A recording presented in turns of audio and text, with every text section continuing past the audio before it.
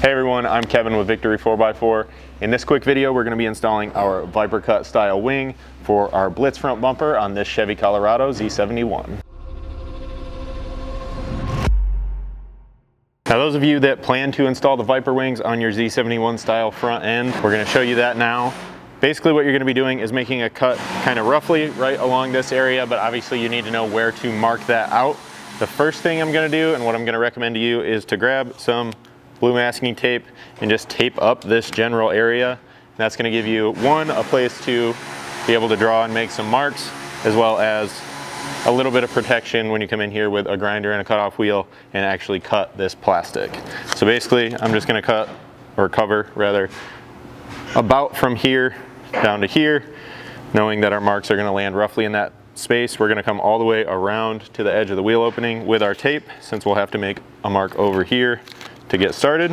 To give you points of reference, we're just going to use a couple definitive features on this fascia that we'll call out with each measurement to show you where you're going. So starting here on the inside, you're going to measure 7.5 inches down from this seam right here. There's kind of a hard edge that you can essentially hook your tape measure on right here below that black trim section, and then letting the tape hang kind of straight down. You're just going to make a mark here at 7.5 inches, and you don't want to contour the tape like that, for example, because it's just going to change the way that measurement comes through a little bit. Essentially you're kind of using the tape like a plumb bob, like I say, just letting it hang, knowing that there's going to be a little variation there from tape to tape. Keep that in mind as well, and know that you may have to kind of make this initial cut, do a test fit, and trim a little more if needed. Continuing out toward the side, you're now going to use this transition right here below that black trim section, so you can kind of hook your tape there and measure straight down. Again, just letting the tape hang, and we're going to make our mark just on the inside of the tape right here at 13 inches. The third and final mark will come over here at the edge of the wheel opening. You're going to basically butt your tape up to the bottom edge of this fender flare, and then follow this contour with the tape and make a mark right here at 1.25. From there, we need to kind of connect the dots with these. If you have a laser level, great, you can use that to make nice straight lines along here. It'll also kind of follow the contour of this pretty well, but these are pretty straight surfaces that we're working with here. We're just going to go ahead and grab our fine line tape and line it up that way. This works pretty well in most cases. So we're just going to line that up right on the bottom edge of our black marks, and like I said, just connect the two.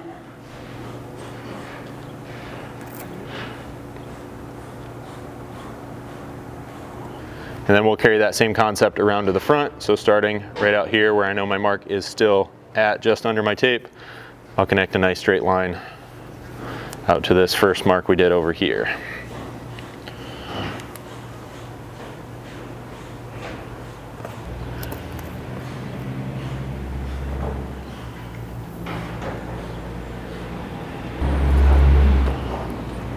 I went ahead and put some small arrows on there just to remind myself that we're cutting on the bottom edge of this, because obviously that tape is 3/8 to 1/2 inch thick, and if you cut the wrong side, you're going to be left with a pretty big ugly gap there. So take your time with this step, pay close attention to that.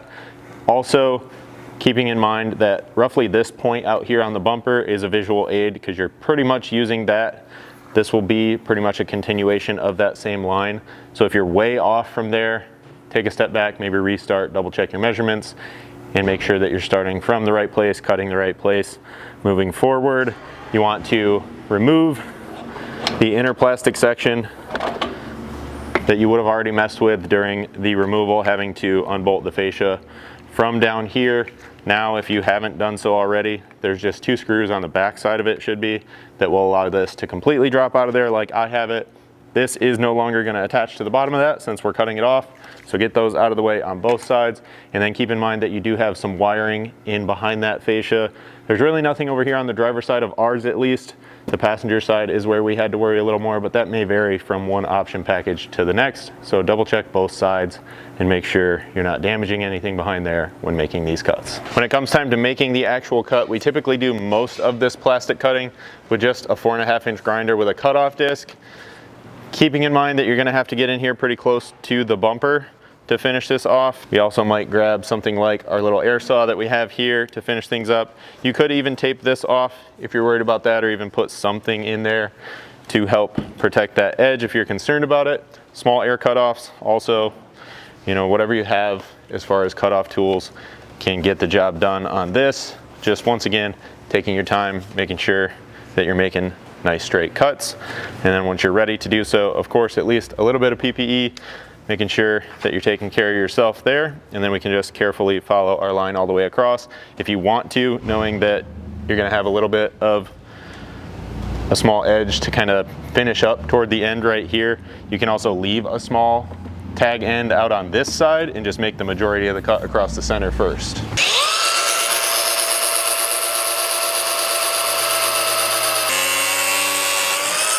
Out here on the end, there is a small plastic bracket that's attached to this bottom edge. That's gonna come down with it, so you don't necessarily have to get all the way through this piece when you're making your cut. And then I was able with my grinder to get to where I have about just a 3/8 thick little tag on the end, and I'm just gonna take a sharp razor blade and kind of finish that up in here. That should leave you with something that looks about like this on each side. From here, you're just gonna wanna get your wings installed and kind of do a test fit there, make any minor adjustments to your cut that you may need to. And then when it comes to cleaning up this edge, we typically just grab a flap disc for that same grinder. Even on a small air grinder works pretty well. And you can also get in here with that razor knife and trim up a lot of those edges nice and carefully as well to kind of smooth things out there.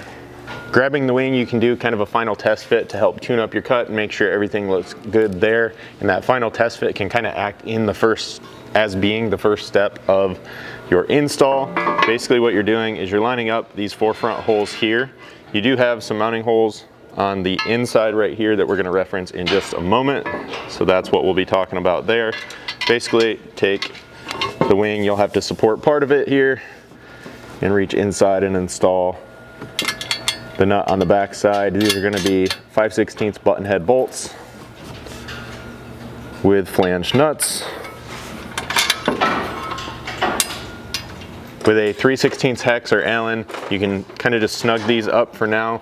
You do have a little bit of adjustability in this, as you can see, but you can use these cutouts as a guide to get it lined up as well. And then really I'm just gonna snug 2 of these temporarily to hold this in place.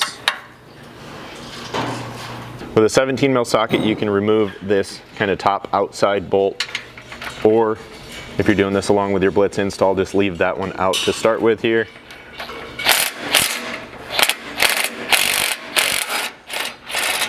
Then grab your outer tie-in bracket. Basically this is a support bracket for the outside of this wing. They are left and right specific, so pay attention to that. Make sure you have the appropriate side. And basically that's gonna slide in here. You'll thread that bolt back in to the main mounting location. And then the outside edge of that is gonna line up with those 3 holes that I mentioned out here on the wing. Then you'll grab these slightly larger 3/8 button heads, which are gonna go into the 3 holes here for the tie-in, as well as 1 straight up through the bottom out here.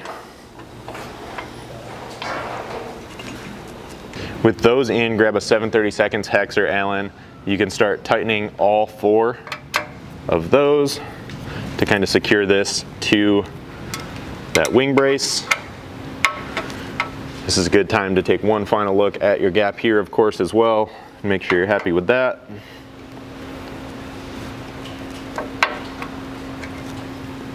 Then reach back in here and tighten up that hex bolt with your 17, securing that tie-in bracket in place. Then you can grab your gray textured outer trim plate. You can come back and remove those 5/16 button heads here, since this is held in place by the wing brace. And you can get this going in. Of course, start all 4 of these loose by hand. With those started, you will have a little bit of wiggle room, if you will, on here, so make sure you get it lined up nicely so it looks nice and clean along these edges and nice and parallel along the outside edges before tightening these up.